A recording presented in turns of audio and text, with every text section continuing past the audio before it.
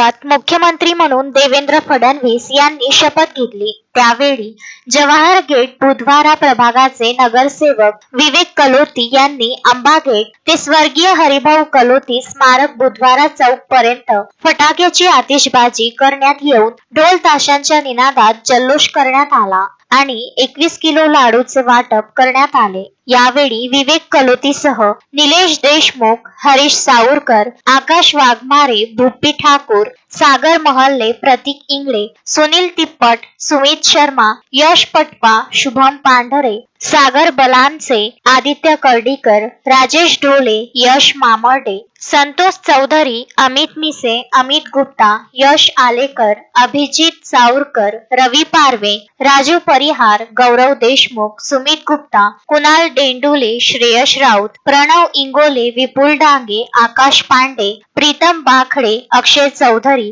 विष्णू काळकर, मिलिंद वडूरकर सह शेकडो कार्यकर्ते उपस्थित होते। अशोकभाई जोशी, विदर्भ न्यूज, अमरावती।